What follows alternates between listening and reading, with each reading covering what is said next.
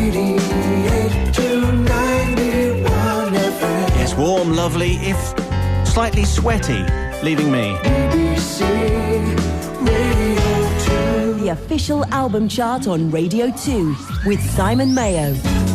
And an unpleasantly high pollen count as well. Too much information? Almost certainly. Good evening, welcome to another album chart show from Radio 2. Best part of an hour of pretty good music, I think you'll agree. Brian Kennedy is my main guest. You'll hear from him in just a moment. Chris Difford from Squeeze is on the programme tonight, as is Kylie.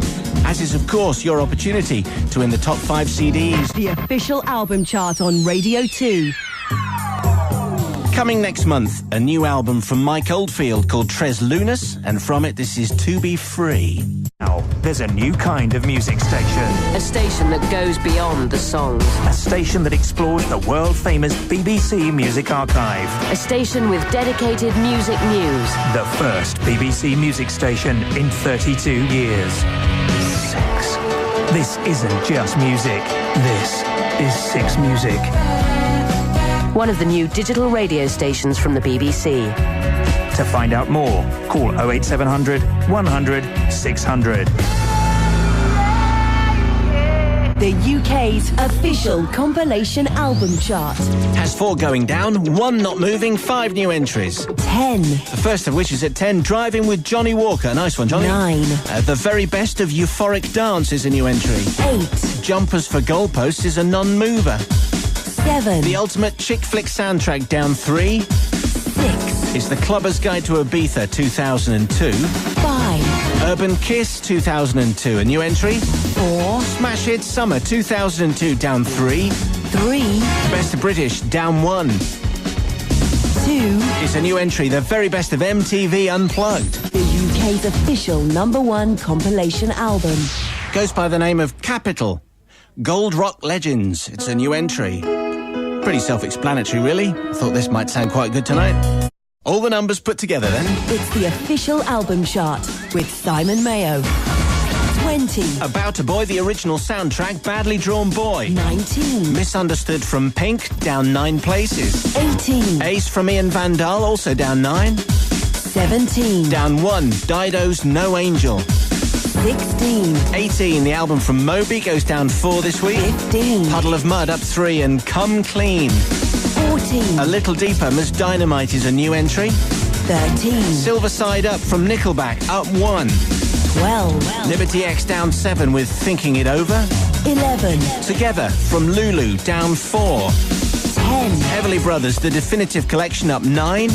9. Fever, Kylie Minogue up 2.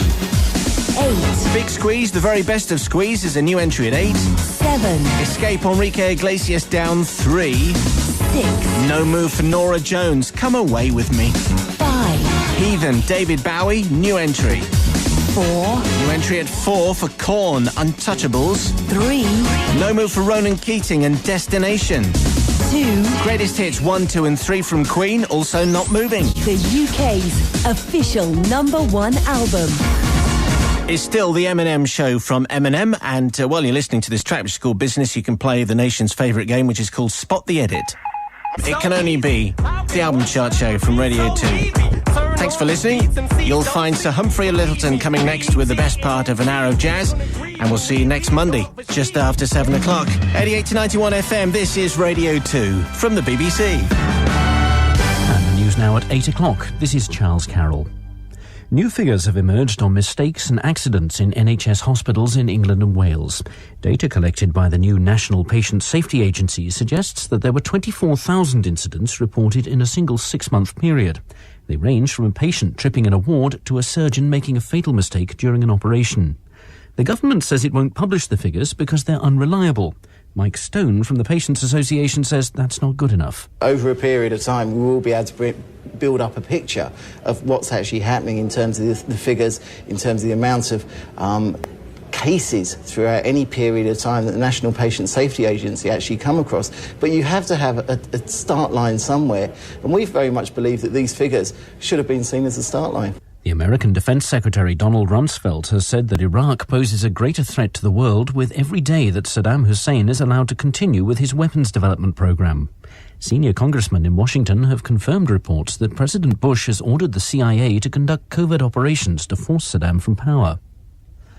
The government is being forced to amend its plans to extend the right of public bodies to view people's internet, mobile phone and email records. It's to build safeguards into the legislation to try to satisfy those critics who've called it a snooper's charter. President Chirac will tonight announce the makeup of France's new government after his centre-right coalition won a landslide victory in the country's parliamentary elections. The party of the controversial far-right leader Jean-Marie Le Pen failed to gain a single seat in the country's National Assembly. Here, the millionaire businessman Nicholas van Hoogstraten, who's charged with hiring contract killers to shoot a rival businessman, has told the Old Bailey that his time on remand in a top-security prison had given him an insight into how contract killings were organised. He told the jury that the idea that he could have been involved in such a killing was ridiculous.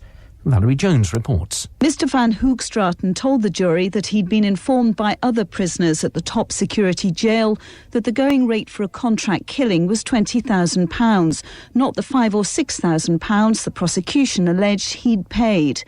And he said it would have to be the first time in history that a contract killer was paid in instalments and by cheque. Mr van Hoogstraten claims businessman Mohammed Raja died as the result of a bungled robbery, not a contract killing. Valerie Jones. Pope John Paul is curtailing his visit to Mexico next month because of his frail health.